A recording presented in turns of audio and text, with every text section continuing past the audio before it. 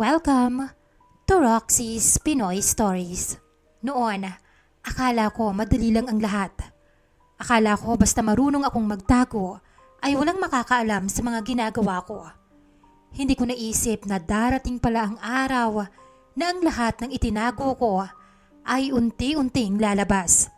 At ako rin mismo ang haharap sa bunga ng mga desisyon ko. At ang pinakamasakit lang, tsaka ko lang nalaman kung sino talaga ang mahalaga sa akin nang halos mawala na siya. Doon ko natutunan na may mga pagsisising dumarating, hindi para itama ang nakaraan, kundi para ipaalala sa iyo kung gaano kalaki ang nawala dahil sa sarili mong pagpapabaya. Magandang araw sa iyo, Miss Roxy, at sa lahat ng mga nakatutok ngayon. Ako nga po pala si Kulas, 43 years old, at dating nagtatrabaho bilang security guard. Sumulat po ako para maibahagi ang kwento ng buhay ko. Isang kwento na hanggang ngayon ay daladala ko dahil sa isang desisyon na akala ko noon ay kaya kong itago habang buhay. Ang babaeng nagpabago po sa buhay ko ay si Susan. 67 years old na po siya, Miss Roxy. Nagkakilala kami sa dialysis center kung saan ako nagtatrabaho noon bilang isang security guard. Pasyente naman po si Susan dahil sa sakit niya sa bato. Sa kabila ng karamdaman ni Susan, napakabait pa rin at napakaalaga sa mga tao sa paligid niya. Kaya naman, agad na nahulog ang loob ko sa kanya. Alam kong malaki ang agwat namin, Miss Roxy. Kaya naman, hindi talaga maiiwasan na mahusgahan ng mga tao. Akala ng iba, pera lang ang habol ko dahil may business si Susan na malaking grocery store na bumubuhay sa kanya at sa anak niyang si Lovely. Pero para mapatunayan ang intensyon ko, nag-resign ako sa trabaho para full-time ko siyang maalagaan sa bahay nila. Araw-araw, sinisigurado kong maayos ang lagay niya. Isang hapon, nakaupo si Susan sa kama at halatang pagod galing sa check-up niya. Inabutan ko siya noon ng tubig at ng gamot. Susan, nanlalata ka na naman. Inumin mo na tong gamot mo. Mahinahon kong sabi.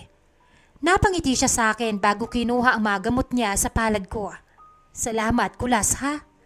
Alam mo namang napakalaking biyaya mo sa amin ng anak ko. Kahit na matanda at sakitin na ako, lagi ka pa rin nariyan. Kahit na marami ka namang pwedeng ipalit sa akin. Inayos ko ang unan sa likod niya para makasandal siya ng maayos. Ano ka ba? Huwag mo ngang isipin yung edad mo. Para sa akin, ikaw pa rin ang pinakamagandang babae sa paningin ko. Basta, palagi mo lang akong ngingitian ng ganyan. Gagaan lagi ang pakiramdam ko. Saad ko sabay kindat sa kanya. Pinopola mo na naman ako. Natatawang biro niya habang tinatapik ang kamay ko. Pero halatang kinikilig at namumula ang pisngi niya sa mga banat ko, Miss Roxy. Pagkatapos kong mapainom ng gamot si Susan, ay nagpaalam ako na pupunta muna sa grocery store para makapagtinda. Magpahinga ka muna rito. Ako nang bahala dun sa grocery store. Sabi ko sabay halik sa noo niya. Pagdating ko roon, nakabukas na ang roll-up, Miss Roxy.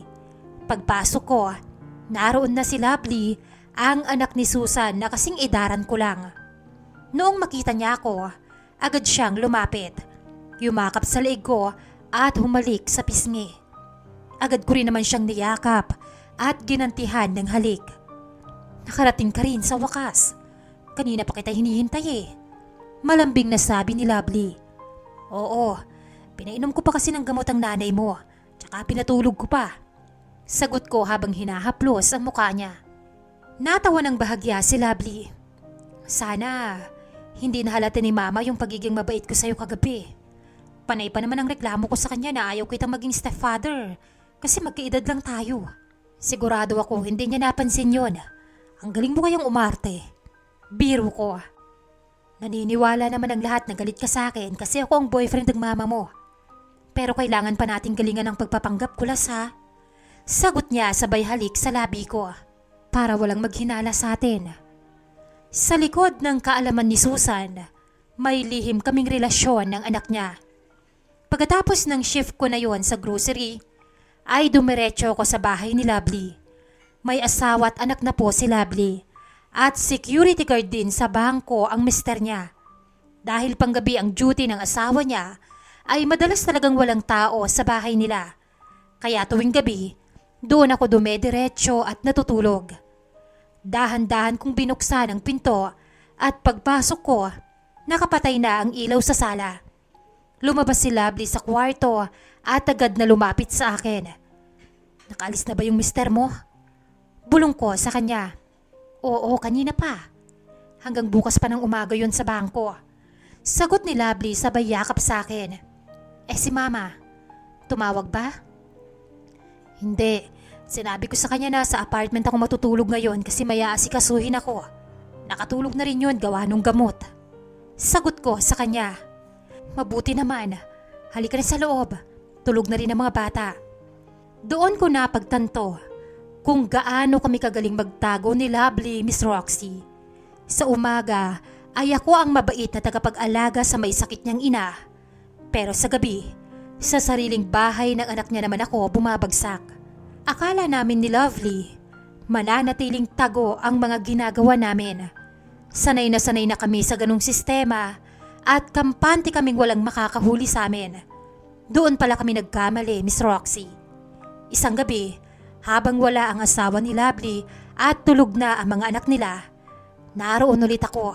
Sa sobrang kampante namin, hindi man lang namin naisip na ilak ang pinto sa sala. Biglang bumukas ang pinto. At dahil bahay ng sarili niyang anak yon, hindi na kumatok si Susan. Dala ang isang lalagyan ng mainit na sopas na niluto niya para sa apo. Pumasok siya gamit ang susi na ibinigay sa kanya ng anak niya. Doon niya kami naaktuhan sa isang mainit na tagpo sa sofa nila Lovely. Nabitawan ni Susan ang hawak niyang lalagyan. Nabasag ang lalagyan at natapon ng mainit na sabaw. Mabilis akong napabitaw habang nagmamadaling nagsuot ng damit si Lovely. Lovely? Nanginginig at umiiyak si Susan habang nakahawak sa dibdib niya. Anong ibig sabihin nito? Nagtakip ng kumot si Lovely, pero imbis na humingi ng pasensya at magpakumbaba, una pa siyang nagtaas ng boses. Ma, bakit ka pumapasok nang hindi man lang kumakatok? Bahay ko to. Bahay mo? Sigaw ni Susan habang umaagos ang luha sa mga mata. Oo, bahay mo to. At anong gusto mong gawin ko? Magpaalam muna ako bago ko mahuli ang kababuyan ninyong dalawa. Hinarap ni Susan ang anak habang halos hindi na makahinga sa matinding galit. May asawa ka, Lovely. May anak ka. Yung asawa mo na andun sa labas at nagpupuyat para may maipakain sa inyo. Tapos ito ang gagawin mo sa kanya? At sa bahay niyo pa talaga? Huwag mo nga akong pangaralan, ma. Sigaw pabalik ni Lovely. Puro ka nalang asawa ko, asawa ko. Kailan ba siya nagkaroon ng oras sa akin? Araw-araw siyang wala. Si Kulas ang nandito, hindi siya. Dahil nagtatrabaho ang asawa mo. Galit na sagot ni Susan.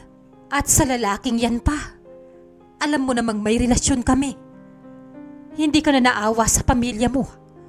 Hindi ka na naawa sa akin. Lumingon sa akin si Susan.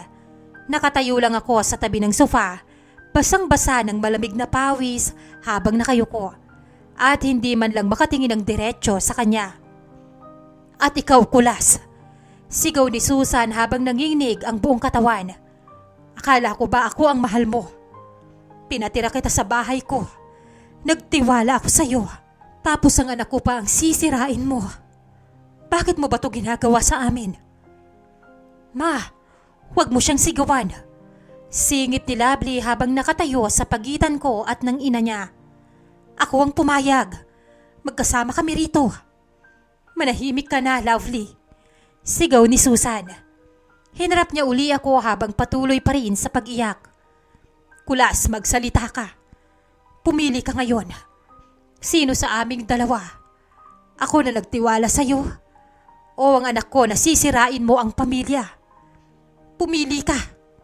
Hindi ako makapagsalita. Nakatayo lang ako. Nakayuko at walang maibigay na sagot. Naipit ako sa gitna ng dalawang babaeng nasira ko ang buhay. Ilang minuto ang lumipas na wala man lang lumabas na salita sa bibig ko. Mula sa pananahimik ko, nakuha na ni Susan ang sagot niya. Mapait siyang natawa sa gitna ng pag-iyak habang nakatingin sa akin. Wala ka palang kwenta. Mahinang sabi ni Susan pero punong-puno ng galit at pagkabigo ang boses niya. Walang-wala kang kwentang tao.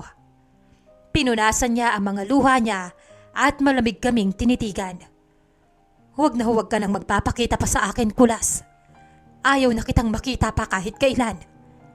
Tumalikod siya at dahang-dahang lumabas ng bahay habang naiwan kaming natutulala ni Lovely. Mula nung gabing yun, tuluyan na nagkawasak-wasak ang buhay namin. Iyon pala ay simula pa lang yun ng matinding kabayaran sa mga ginawa namin, Miss Roxy. Hindi na ako pinabalik ni Susan sa bahay niya at pinaalis na rin niya ako sa pagbabantay sa grocery store. Pero hindi roon natapos ang lahat. Nalaman din ng asawa ni Lovely na si Tikboy ang tungkol sa amin. Hapon noon nang subukan kong kausapin si Lovely sa may grocery store para ayusin ang lahat. Pero biglang dumating si Tikboy. Galit na galit ito at halatang galing sa duty sa bangko. Kulas, hayop ka! Sigaw ni Tikboy mula sa labas ng grocery store. Bago pa ako makapagsalita o makailag, mabilis siyang lumapit at dinakma ang damit ko. Isang matinding suntok agad ang tumama sa mukha ko, dahilan para matumba ako sa mga paninda. Bumagsak ang mga lata at plastik na mga paninda habang nagmamakaawa at umiiyak si Lovely sa gilid. Tikboy, tama na! Huwag dito! Sigaw ni Lovely habang hinahawakan ang braso ng asawa niya. Manahimik ka, Lovely. Maghihiwalay tayo. Hindi ko na kayo patatawarin. Galit na sigaw ni Tikboy habang pilit akong kumakawala sa mga sipa at suntok niya habang nakahiga ako sa sahig. Pinagkaguluhan kami ng mga kapitbahay at customer. Naiskandalo ang buong kanto dahil sa sigawan at gulong yon. Sinubok naman kaming awatin ng mga tao pero huling-huli na. Bugbog sarado na ako at higit pa doon ay kalat na sa buong lugar ang ginawa naming kasalanan ni Lovely. Mula nung iskandalong yon sa grocery store, tuluyan ang nakipaghiwalay si Tikboy kay Lovely at isinama ang anak nila palayo. Doon na rin ako tuluyang lumipat sa bahay ni Lovely at doon na nakitira. Kahit galit sa akin si Susan at ayaw na niya akong makita, hindi ko pa rin siya matiis na pabayaan. Dahil sa lumalala niyang sakit sa bato, hirap na siyang gumalaw-galaw, lalo na kapag galing siya sa dialysis center. Kaya kahit papano, Miss Roxy, patuloy ko pa rin siyang inaalagaan at ako pa rin ang nagbubukas at nag-aasikaso sa grocery store para hindi mapabayaan ang negosyo. Pero araw-araw, nadudurog naman ang puso ko sa mga nakikita ko. Ang dating Susan na masiyahin, palangiti at laging palabiro sa akin ay unti-unting naging malungkutin at palaging tahimik. Minsan, kapag inilalapag ko ang pagkain o gamot niya sa mesa, ay nakikita ko siyang nakatitig lang sa malayo. Walang kaimik-imik at tahimik na umaagos sa mga luha sa mga mata niya, Miss Roxy. Ibang-iba na siya. Nawala na yung sigla sa mga mata niya.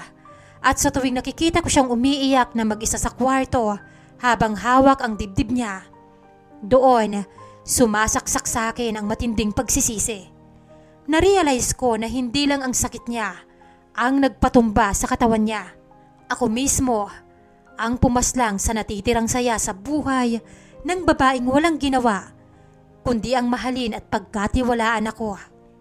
Isang araw, hindi ko na natiis ang nakikita kong paghihirap niya. Pagkagaling niya sa dialysis center, dahan-dahan ko siyang inalalayan paupo sa gilid ng kama niya. Sobrang tamlay niya. Namumutla at tulad ng mga nakarang araw, tahimik na naman siyang lumuluha. Lumuhod ako sa harapan niya at hinawakan ang nangangatog niyang mga kamay. Sinubukan ko siyang lambingin tulad ng ginagawa ko noon. Susan, pag-iusap, huwag ka nang umiyak. Mahinahon at malambing kong sabi habang nakatitig sa mga mata niya. Hinding-hindi kita iiwan. Nandito pa rin ako para sa'yo. Aalagaan at sasamahan kita palagi kahit na anong mangyari. Pero dahang-dahang itinulak ni Susan ang mga kamay ko palayo. Mahina lang ang pagtulak niya dahil sa kawalan ng lakas. Pero sapat yun para maramdaman ko ang matinding layo naming dalawa. Kulas, mahina at nanginginig ang boses niya. Para sa ikakasaya ng anak ko, kahit masaktan ako, ipapaubaya na kita sa kanya. Napatigil ako. Tila bombang sumabog sa dibdib ko ang mga salitang yon, Miss Roxy.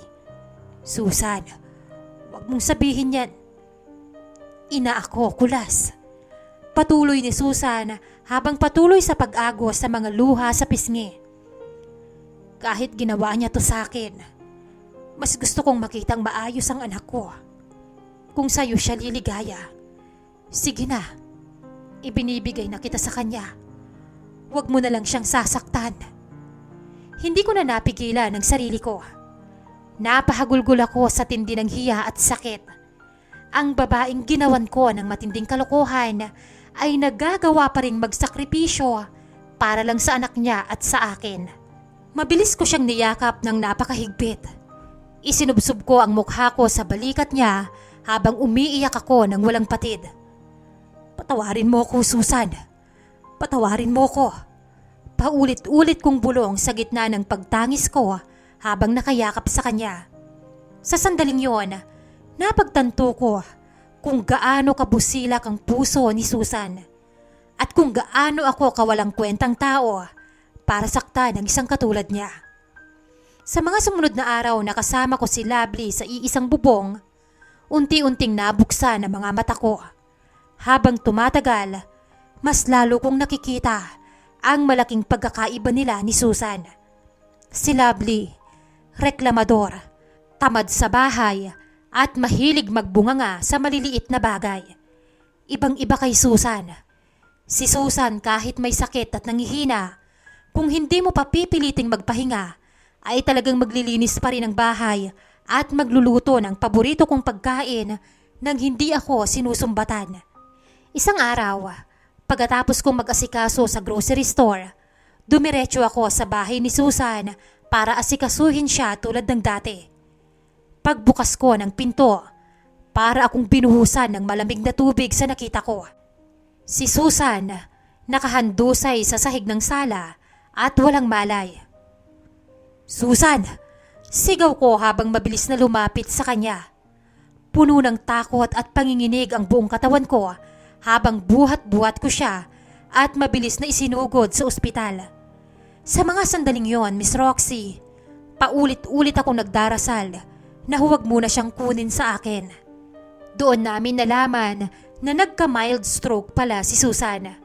Mabuti na lang at naisugod siya agad kaya hindi naging malala ang sitwasyon. Pero paggising niya, kapansin-pansin na hirap na siyang magsalita at pabulol na. Babalik naman sa dati ang pagsasalita niya. Basta, siguraduhin lang na lagi siyang maalagaan at dapat iwasan ang matinding stress. Paliwanag ng doktor sa akin. Nang maiwan kaming dalawa sa silid, nakatitig lang ako sa kanya habang hawak ang nangangatog niyang kamay. Umiyak ako ng tahimik sa gilid ng kama niya. Sa matinding takot na naramdaman ko nung makita ko siyang nakahandusay sa sahig.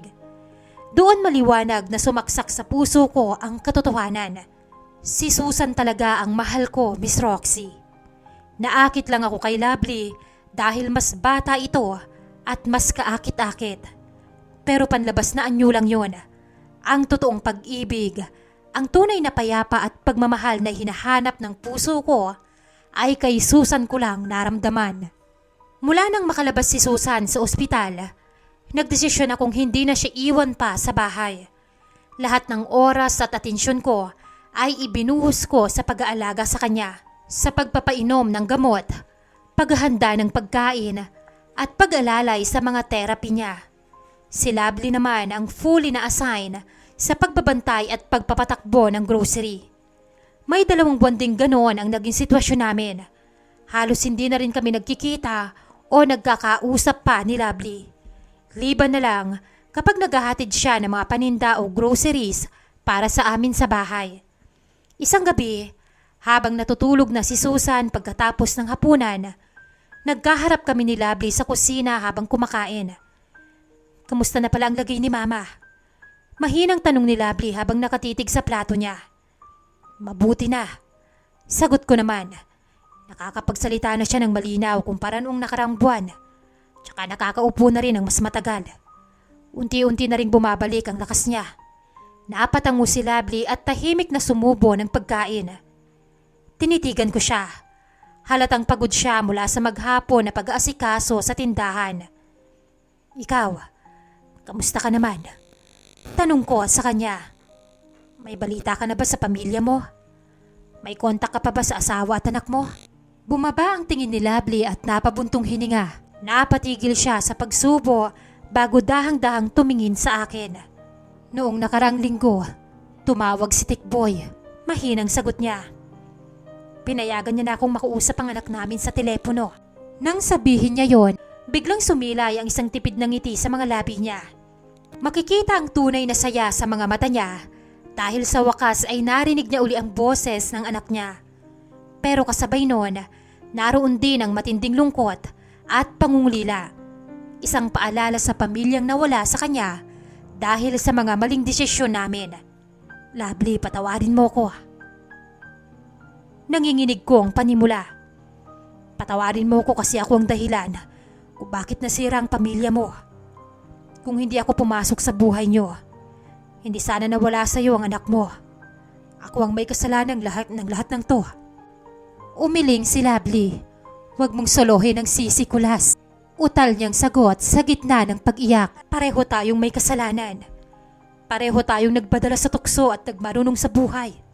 Ginusto ko rin yon. Kaya pareho nating dapat pagdusahan. Nagtakip ng mukha si Lovely habang napahikab sa tindi ng sakit. Miss na miss ko na sila, Kulas. Hikbi niya habang pilit na humihinga ng malalim. Gabi-gabi, napapanaginipan ko ang anak ko. Namimiss ko na sila ni Tikboy. Ang sakit palang ma-realize na kung kailan wala na ang pamilya mo. Doon mo lang maiisip kung gaano sila kahalaga sa'yo. Tinitigan ko siya at doon ko rin pinalaya ang katotohanang matagal ko nang kinikimkim sa puso ko. Ako rin, Lovely. Doon ko rin na-realize nung halos mawala sa akin ang mama mo. Si Susan talaga ang mahal ko. Alam ko, Kulas. Sagot niya sabay ngiti ng mapait. Nakikita ko sa mga mata mo kung paano mo siya alagaan ngayon. Magkaiba tayo. Naakit lang tayo sa isa't isa ng mga oras na pareho tayong nakaramdam ng pag-iisa. Mula nung araw na yon, Miss Roxy, naging malinaw na ang lahat sa amin. Hindi ko maipaliwanag kung paano nangyari, pero isang araw ay niyaya ako ni Lovely na magsimba. Isinama rin namin si Susan sakay ng kanyang wheelchair. Sa kauna-unahang pagkakataon, pagkatapos ng mahabang panahon, muli kaming lumapit sa Diyos upang humingi ng kapatawaran. Doon, buong puso akong nangako na ayusin ko na ang buhay ko at ilalaan ang sarili sa pag-aalaga kay Susan.